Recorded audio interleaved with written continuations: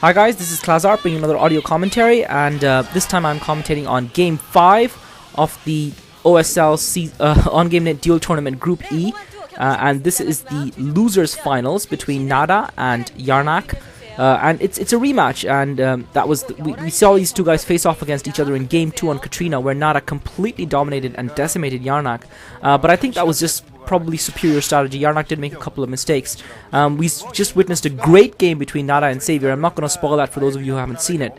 But I'm thinking that hopefully this time Yrnc will be able to put up a better fight against Nada. But that being said, based on his performance thus far in this group, Nada is probably the one who, in my opinion, deserves more to go through. And this is being played, it seems, on Fantasy. Nada is in the top right corner of the map in red, playing Terran at the 1 o'clock position, and Yrnc has got the 12 o'clock base in yellow. And there's actually quite a long distance between those two bases, so that's going to favor probably a more long-term strat, the player with the more long-term strat, as opposed to someone who just tries to rush out. It's also going to make scouting a little bit more difficult, since players tend to have a tendency to scout anti-clockwise. I think it'll probably favor Nada a little bit, as he's more likely to scout the base in the 12 o'clock position before he wanders further around the map. So that will probably give Nada a little bit of an advantage in his scout. That being said, Yrnc, once he doesn't see anything at the 5 o'clock base, will probably send a drone out, and it's just a question of what Nada's strategy is at that point. So it'll be interesting to see what both these players can produce. I was very impressed with Nada's play against Savior, and I really would feel quite bad for him if he didn't make it into the tournament. He's one of the few Terran players that I really like to watch playing and actually enjoy their game. And Yrnc, interestingly enough, has gone for a spawning pool. So he's gone. It looks like he's gone for a 1, 2, 3, 4, 5, 6, 7, 8, 9, 10, 11. It looks like he's gone for a 12 pool there. So that's very interesting strategy from Yrnc. It looks like he's gone from 12 pool. Probably because he wants to keep up his tech and not get caught unawares as well. Nada, interestingly enough, is teching straight away. He's gone for his extractor and barracks, so pretty standard strategy from Nada to tech first. We have seen some players on this map favor a fast expand build, some Terran players, but Nada obviously not deciding to go for it, favoring the more aggressive route, and it's good to see that, because it's going to make for a more exciting game. I, for one, am glad to see Nada go out of this competition.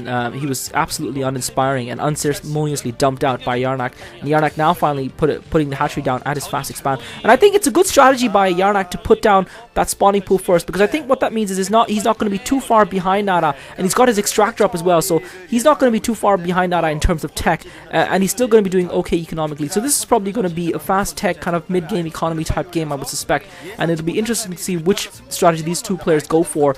Especially on a large map like this. I mean, typically we've seen some epic battles with players expanding and taking expansions all over the map. I think those kind of games tend to favor probably the Terran player more, and he's producing a lot of Zerglings there, and I wouldn't be surprised if Yrnc actually did decide to put out to go for maybe research speed upgrade. I haven't seen him research Lair thus far. He did have those. He has been mining gas for a while. So unless he switches to Lair, I wouldn't be surprised at all to see the Zergling speed upgrade. He's producing a lot of speed Zerglings.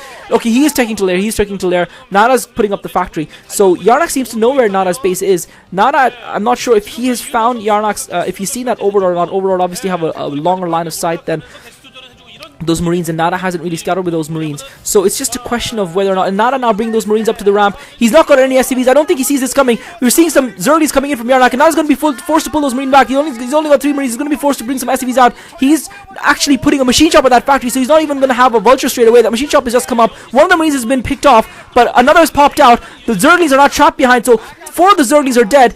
There are no more reinforcements arriving for Yrnc, so Nada should be able to survive this quite comfortably. However, quite crucially, what Yrnc has done is he has hurt Nada's economy a little bit, because Nada's got about 5 or 6 of his SCVs that have been pulled away from the line, and he had more pulled away earlier, and he's also lost a couple of Marines, and then another Marine gets picked off. So brilliant micro by Yrnc, and those 6 Zerglings that he built from his 1 spawning pool, from his 12 pool, have actually done quite a lot of damage to Nada. Nada's now got the vulture out, so it's going to be critical that Yrnc has something to actually counter that vulture, because if that vulture gets in unawares, then Yrnc is going to be in a lot of trouble against that vulture. He doesn't seem to have put down a sunker or anything of that sort, and obviously you wouldn't expect him to, but he did see that machine shop go down quite early, so he should expect, I suppose with an early machine shop going down that early for a Terran, you wouldn't really expect siege tanks to be coming out so early in the game. You wouldn't really expect that Terran to be building siege tanks. You'd have to count on a vulture with the factory and machine shop going down that early in the game, and now finally Yrnc should have seen that vulture. I don't know if he saw it there. The Zerglings have gone straight past, and the vulture was up on the ramp. I'm not sure if those Zerglings saw that vulture.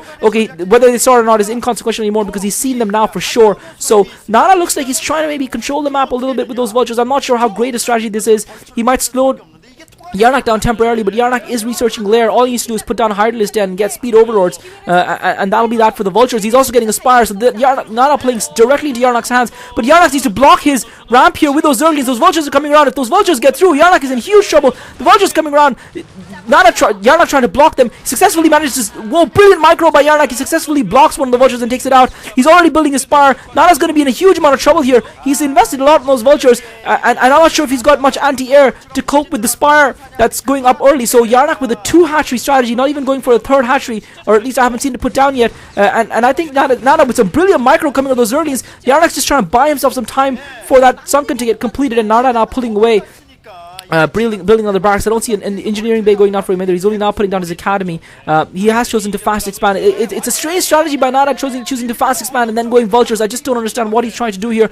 I think he was trying to use the Vultures to buy himself some time, and this Nana is known for his courageous, ballsy strategies, but I think this time is going to backfire on him, because Yrnc has also gone for something a little bit, on the flip side, a little bit unconventional, at least by the standards of the game, the way the game is played on Fantasy. And he's got those Mutalisks, and Nana's got absolutely nothing to cope with this. He's only now starting to put up even an engineering bay, and he's not even got an armory, so he's just dead in the water. This harass is going to kill Nana, and unfortunately this is terrible, guys.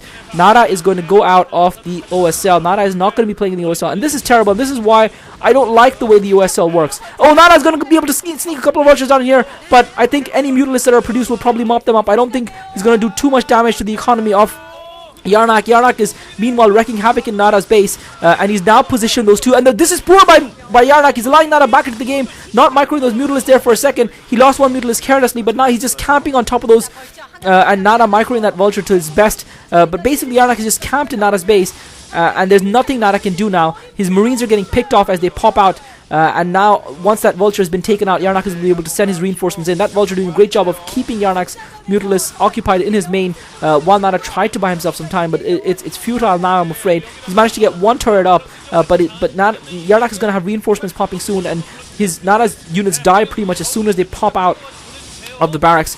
And he's got no ground force to speak of. A couple of Zerglings will finish the job. More Mutalisks arriving, and really this is GG. Nada's going to go out. This is terrible, guys. This is absolutely terrible. I mean, it's not terrible because Yrnc goes through. He's played well, and he's shown that he's no pushover. He was certainly pushed over quite easily in the first game, but he's come back with vigor and proved himself at the highest level against one of the best players of StarCraft in the world. And I guess he's earning his rite of passage. But really, you feel that between Nada and Yrnc, there deserves to be a third game. There should be a best of 3. Okay, Nada took round 1. Yrnc's come out punching and delivered a blow in round 2 after having faced that chin music earlier on.